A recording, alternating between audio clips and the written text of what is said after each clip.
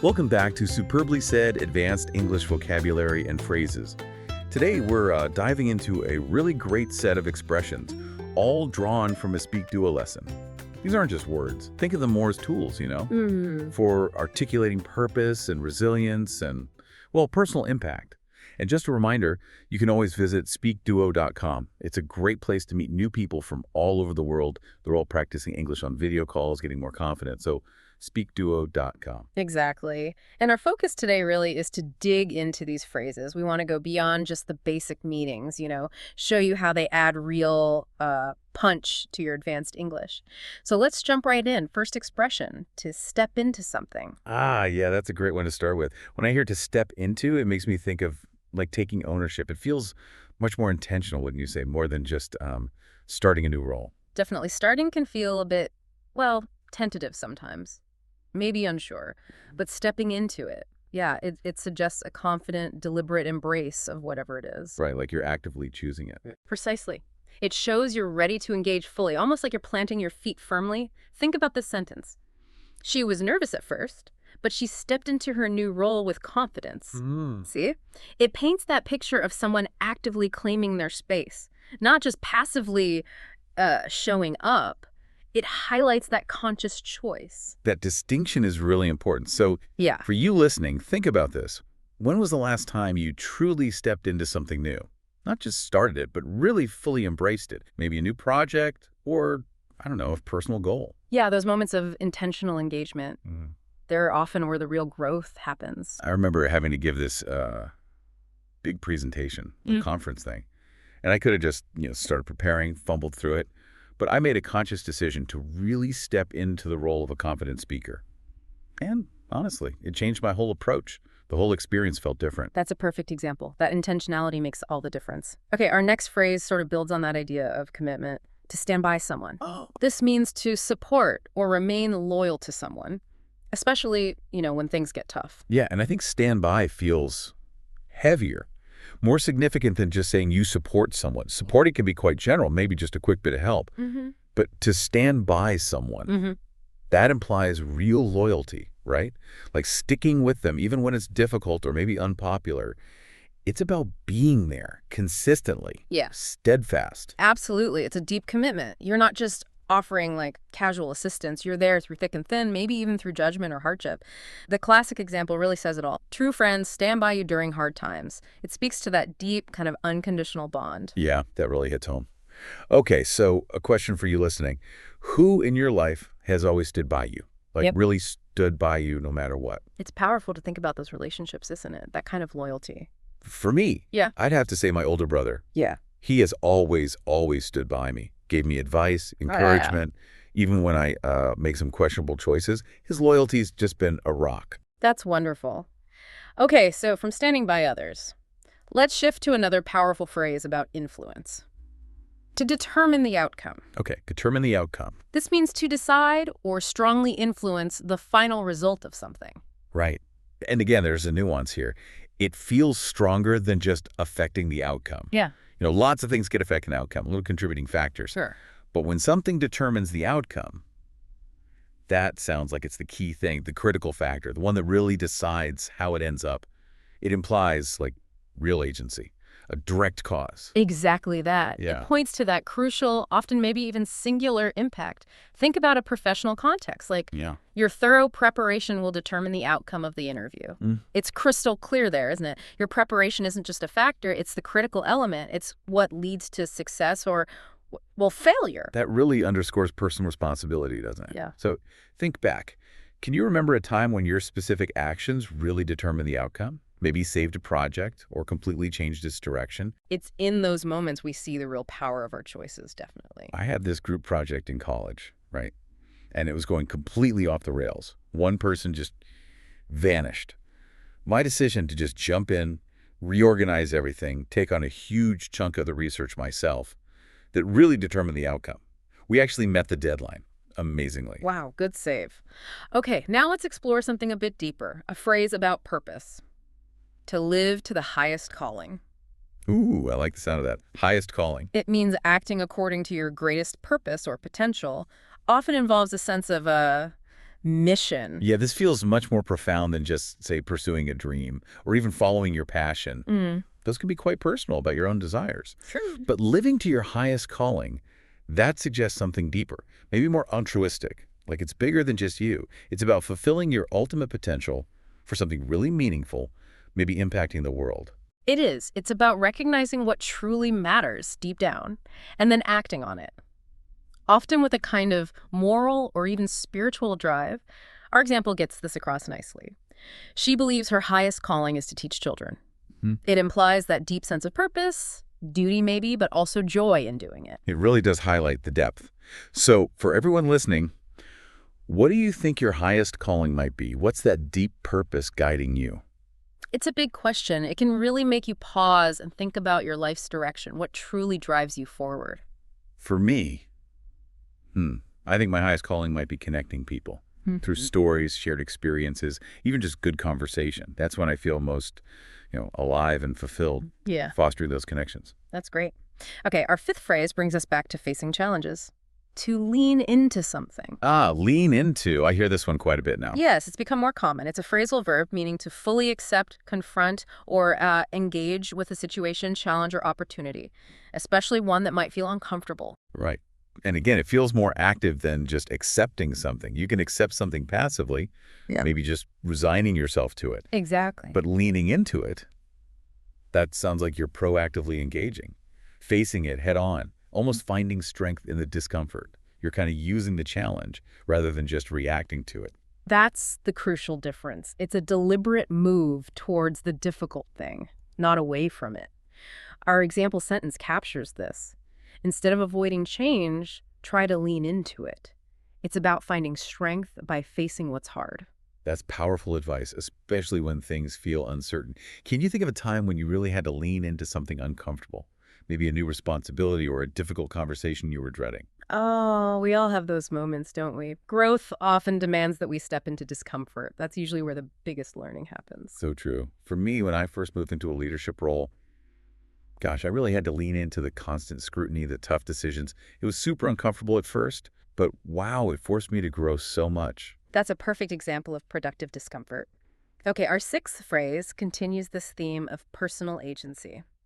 Master of one's own fate. Classic.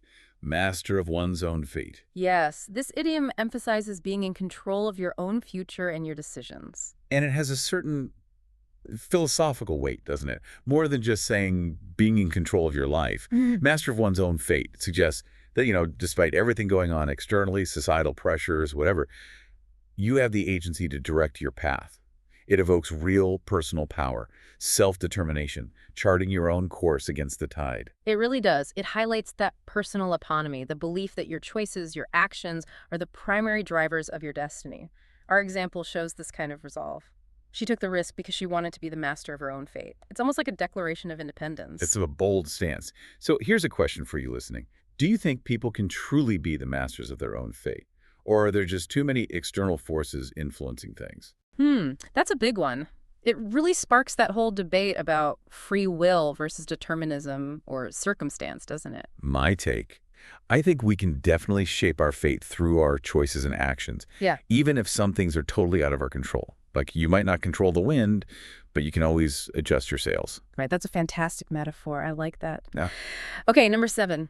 A really useful phrase for describing positive growth. To thrive. To thrive, yes. Means to grow, succeed, and be healthy. Often in a way that feels fresh or vibrant. Yeah, and thrive goes beyond just succeeding, doesn't it? Yeah. Or doing well. You could succeed at a job but feel totally burnt out. Right. But when you thrive, it implies, holistic well-being, sustained growth, vitality. It's about flourishing, not just hitting targets. You're genuinely energized, fulfilled in that environment. Exactly. It's that vibrant growth, that sustained well-being, much more comprehensive than just success. The example sentence shows this clearly.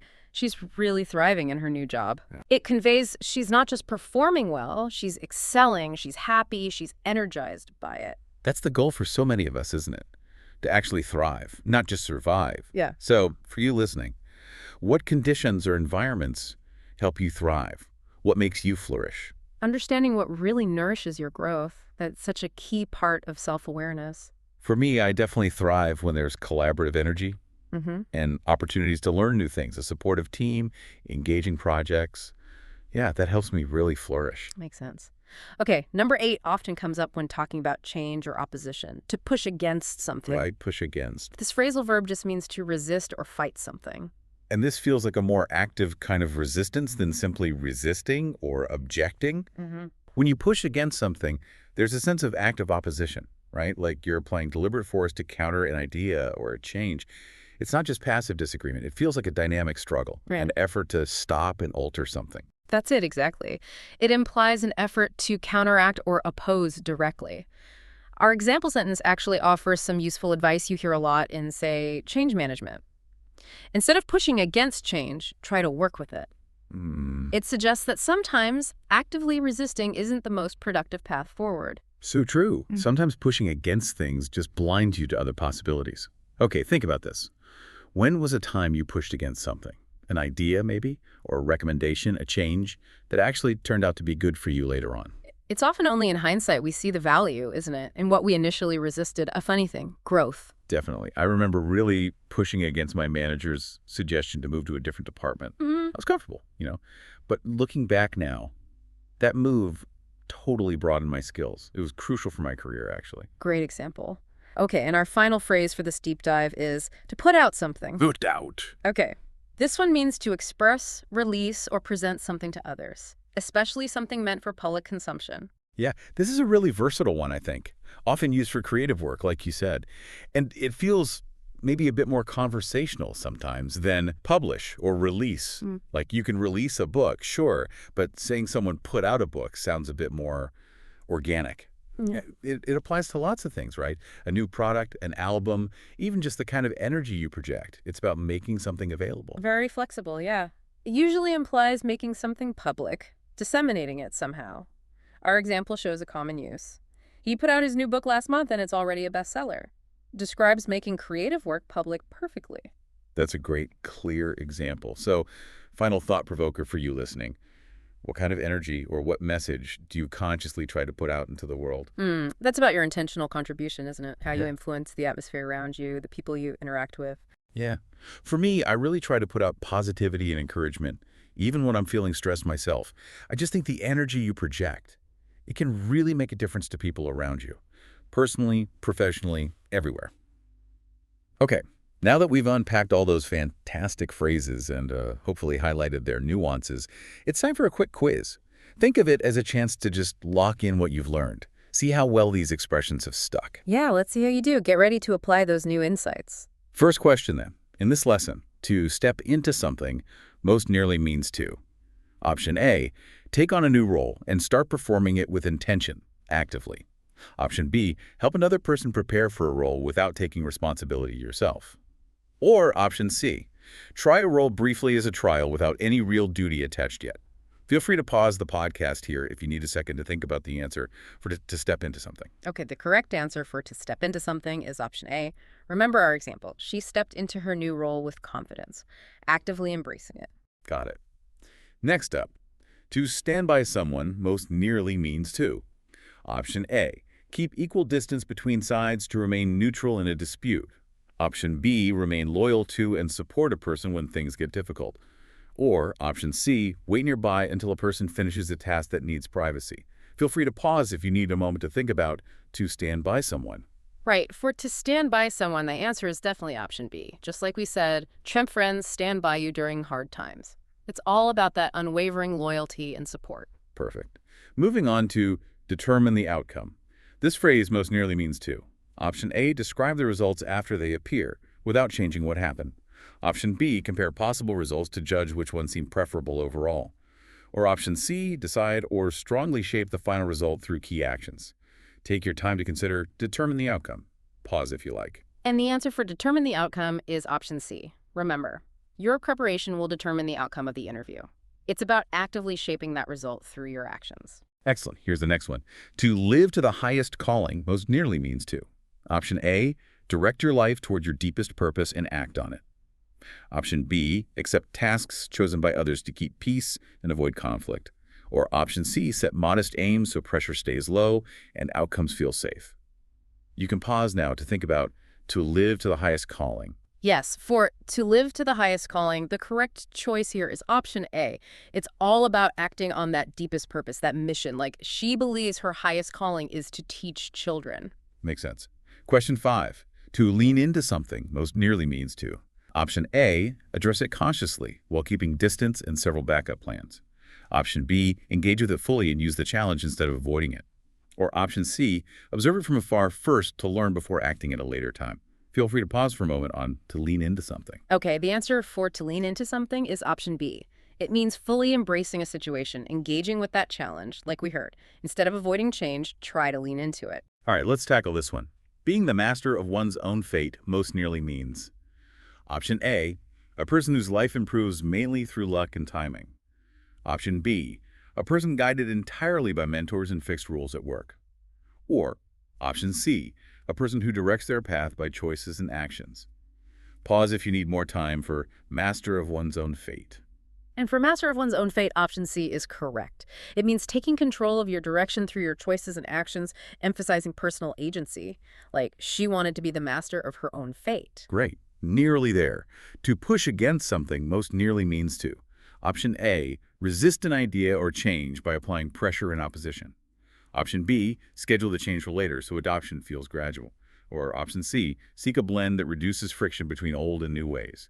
Take a moment to decide on to push against something. Right. The answer for to push against something is option A. It's about that active resistance, fighting against something. Remember the advice. Instead of pushing against change, try to work with it. Okay, and for our final question. To put out something most nearly means to. Option A, finish creating something but keep it private for personal use. Option B, publish, release, or send something to people publicly. Or option C, withdraw something after a test run because feedback was mixed. You know the drill. Pause if you need to think about to put out something. And finally, for to put out something, the correct option is indeed B. It means to release or present something publicly. Remember the example. He put out his new book last month, making it available. And that wraps up our deep dive quiz and our look at these incredibly useful advanced English phrases. We really hope this hasn't just expanded your vocabulary, but also given you some deeper insights, ways to articulate things like purpose and resilience with more, well, precision. Keep practicing them. Absolutely. And for even more focused practice, don't forget to visit SpeakDuo.com. You can find unlimited practice sessions there, get AI feedback. It really helps you improve faster, getting that real-time guidance on how you're using the language. Yes, definitely check out SpeakDuo. It's a great resource. And also, don't forget to follow English teacher Claire. She's on Instagram, TikTok, YouTube. Loads of amazing learning content and daily tips there. And hey, if you enjoyed this deep dive, if you found it valuable, please consider leaving us a 5-star review wherever you're listening. It genuinely helps us reach more learners just like you. It really does. And as you go about your day, maybe think about this. How will you lean into a new challenge today? Or what fresh perspective will you try to put out into the world? How will you be the master of your own fate in your English learning journey? Keep those wheels turning.